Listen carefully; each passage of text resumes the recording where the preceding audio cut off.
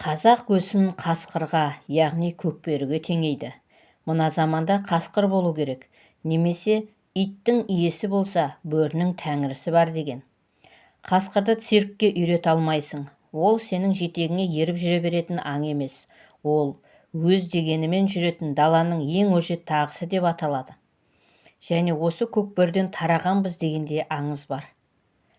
Жалпы, қазақ қасекеңді ерекше бағалайды. Қорадағы қойын жарып кетсе де, қасқырдан ажалын тауып жатса да, дала тағысына деген белгісіз бір сүйіспеншілік, белгісіз бір тартылып тұратын махаббат бар. Қанша хайуандық жасап кетсе де іштей кешіретін сияқты. Қасқыр не істесе де шынайы, хайуандығы жаратушының әмірімен жүзеге асады. Ал қазір 21 ғасырдағы небір былықшылықтар, жаңашылдықтар, азғындықтар қасқырдың қылықтарын оның қасында түкке тұрғысыз қылып қойды. Қасқырдың қасқырлығымен жылап көрсетін заманда көкбөріше ұлымыз ба, қайтеміз? Баршаңызға сәлем, пайдалы кеңес каналына қош келдіңіздер. Бүгінгі видеомызда қасқырдың өзге хайуандардан дара, олардың ешқайсысына ұқсамайтын қасиеттері жайлы айтатын боламыз. Ал сіздер арнаға тіркеліп, лайк басып, пікір қалдырып, қоңыраушаны баса кетуді ұмытпаңыздар. Және осы видеоны достарыңызбен бөлісіңіздер, себебі бұл видеода өзіңізге қызық ақпарат ала алатыныңызға сенімдіміз. Ендеше бастаймыз. Қасқыр. Жыртқыш аң, басқа атаулары да белгілі. Бөрі, бері. Еркек қасқыр шамамен 50 килограмм болады, ал ұрғашысы 45 килограмм болады. Тұрғылықты жері жердің солтүстік жарты шеңберінде өмір сүреді. Қасқырдың өзге хайуандардан дара, олардың ешқайсысына ұқсамайтын қасиеттері көп. Оның бойындағы осында ерекшеліктерге негізделіп айтылатын аңыздар да жетерлік. Солардың бірі түркілердің түп негізін көкбөрімен байланыстыруы. Ежелгі Қытай жазбаларында мынадай бір аңыз бар.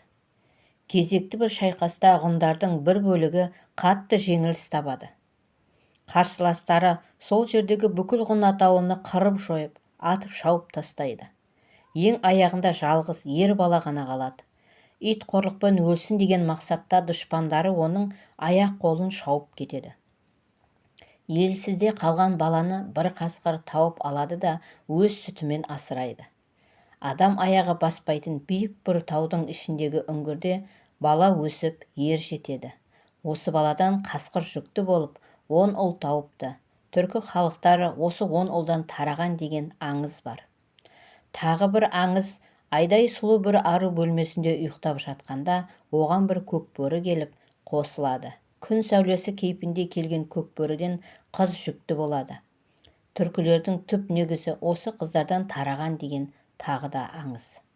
Қасқырлардың ішіндегі көк аспан түстес келетіндері мен ақ қасқырлар аса киелі хайуан болып есептеледі.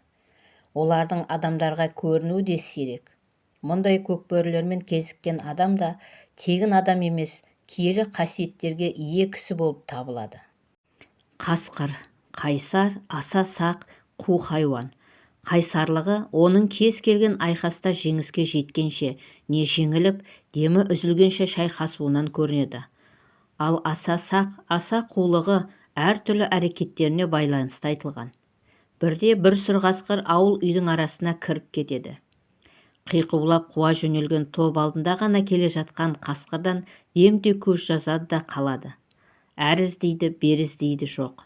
Кейін артынан анықтап білсе, арлан қасқыр ауыл арасында тұрған электр желісінің бағанасын құшақтап, тікесінен тік тұра қалған екен.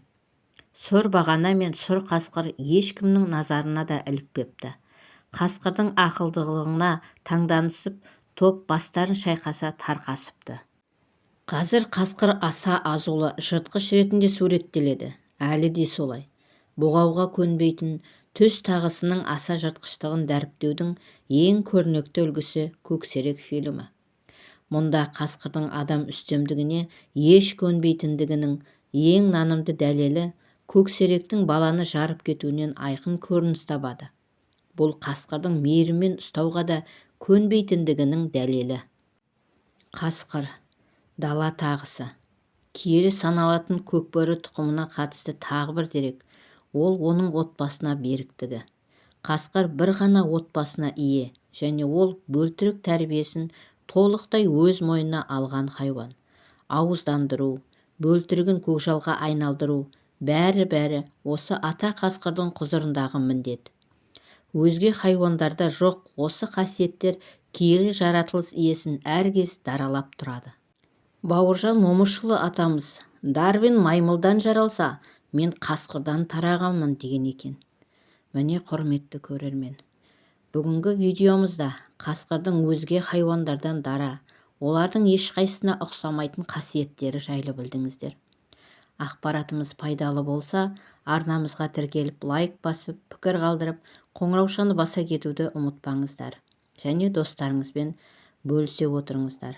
Видеоны соңына дейін көргендеріңізге рахмет, пайдаларыңызға жарасын.